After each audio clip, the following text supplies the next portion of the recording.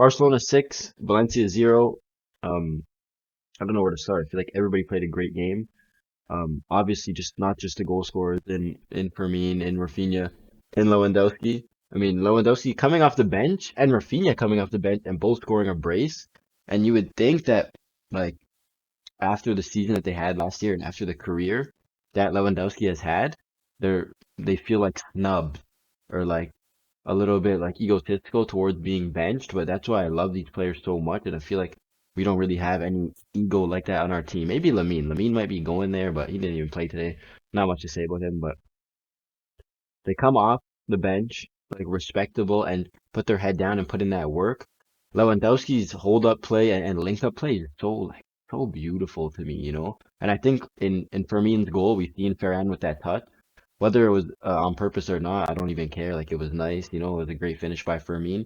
But I do think like just seeing small cameos from Lewandowski, I feel like that's the safest bet in terms of matches like a match against Valencia at home, even though we weren't technically playing at home. I just feel like those games you might as well just play Ferran. There's no point of putting the extra 70 minutes on Lewandowski's legs in those matches when it could really be used in big games. You know, when you need clinical finishing like you've seen tonight, elite hold up play and you know, intelligent link up play. Because Ferran offers a different type of energy and pressing and off ball runs and disguised decoy runs. You know, Lewandowski offers something completely different that you need against your Inter Milan's in the semifinals, against PSG, Liverpool, Newcastle on Thursday, maybe. You know, we'll talk about that later. I think it was a calm game for the back line. You know, like in terms of out of possession, there wasn't too much stress caused for Barcelona's back line for Juan Garcia. Not really any big chances or any top saves from him today. He was good ball playing, you know, good at coming out and grabbing a 1-2 cross when he had to. It was pretty safe for Koundé, for Gerard Martin down that left, who I'm starting to get more comfortable with here and there. You know, I don't think he's gonna be better than Balde, but I think he's gonna be a comfortable, confident left backup for Alejandro Balde, who can come in and play La Masia style when he needs to. Eric Garcia had a little bit of like he played good. I like his ball playing and stuff. I think there was a few moments too where he got caught out and then he just fouled, which is, you know, it happens. What you gotta do. Kubarski though, like this guy is a joke. His vision, his audacity to play the passes that he sees, and his execution of these passes is just ridiculous. Game after game, right foot, left foot, in the air, driven. It's like it's a joke. And then you mix in Pedri into this as a deep lying playmaker, and the build-up is just too easy. It's like a cheat code. When Bernal comes back, it's gonna be, I don't know, once he retakes his starting spot, I don't know what it's gonna be stupid. The best way I can put it is it's gonna be stupid. Because remember, he's left-footed too. He's coming in and bringing angles we never seen. I can't even left-footed central midfielder to play for Barcelona. I can't even like if I maybe thought about it for a few minutes, maybe, but off the top of my head, I'm blanking for sure. Within my time as a fan, especially, right? So Mark Burnell's gonna come in, and this build up is gonna keep getting better. This football that we're playing is gonna keep becoming more and more beautiful. Every time I open Twitter, all I see is Prem people say like, "Wow, we're pretending to enjoy the Prem, but Barcelona is really, yeah, it's the truth. It's the truth, man. It's more than a club, man. It's the truth." So that was amazing. I seen something before the game started, and it was saying that last season we played 4 games without Frankie and Lamine, and we didn't win any of them. And obviously, I feel like that's just like a coincidence at the end of the day. Like, okay, the Lamine part, like last season, whenever Lamine didn't play, you could see a difference. But like Frankie, whatever, like he's my favorite player. But I'll be real, it was more Lamine.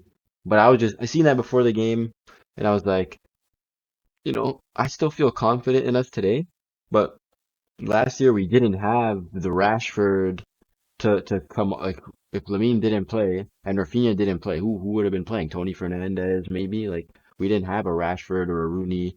I can't pronounce your last name right now, but I'll get there. Pedri was still good last season, but now like as last season developed and continuing into this season, it's like oh my goodness, Ferran's getting there, Fermin's getting more exposure. Casado's getting more exposure, even though last season he was still great. So I didn't think we were gonna lose, but I was kind of just like I just wanted to see what would happen. I'm happy we still won. I'm happy we pulled through. I seen this morning that Frankie's back into training with the team, which is nice. I just noticed that Araujo didn't even sub on, so I don't know if something happened there, whatever. Don't really. There's not much to say about Araujo. Like I feel like in 2022, 23, I thought this guy's gonna be the best center back in the world one of these days, and it felt like the decline was so mental, like all in his head. You know, especially with a video like that one of Enrique telling PSG, okay, our game plan is to just let Araujo have the ball. You watch that as a professional player, it must, it must affect you. You see the way you get cooked online nowadays, it must affect you. I think Varane was great today. Like when I say great, that I don't mean great, but I mean like in my previous video I was saying I wish he was more involved if he was gonna play central. His link up play was good. He had a few small touches and passes that was good. I feel like the announcer said it best. Like he almost glides sometimes, not always, but sometimes when he's running, it looks like he's gliding with or without the ball. And his press is always like that's what you know you can count on him for. I think and hope that throughout the season he improves more and more and more because I genuinely like him as a player. And I think the third kit with his Nate Ferran on the back, I feel like that would be such a baller kit, But I need him to be balling for me to buy it, or else I'm just gonna get Frankie on it because orange like Netherlands, you know what I mean? I think Rashford was way more involved today than he's been in his first few games, which is natural as it's going to take more time. I really liked what I seen today from him today in terms of off-ball runs and even running at defenders, taking defenders on, bringing it down the line, bringing it inside, looking to combine. I feel like other than the fact that he didn't score, like I was very, very pleased with Rashford's game today. He even had that assist for Rafinha's first goal.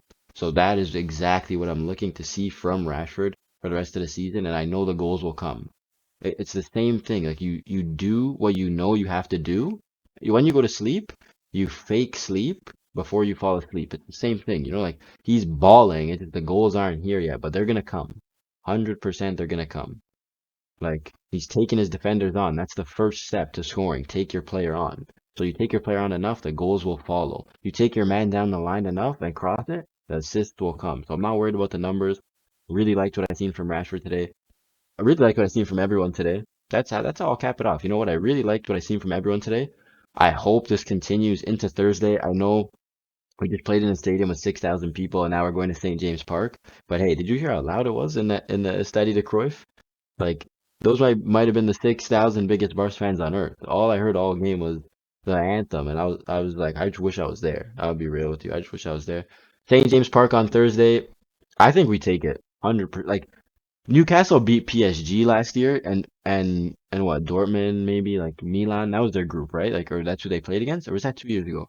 Newcastle didn't play in Champions League last year. It was 2 years ago. They beat PSG, Dortmund.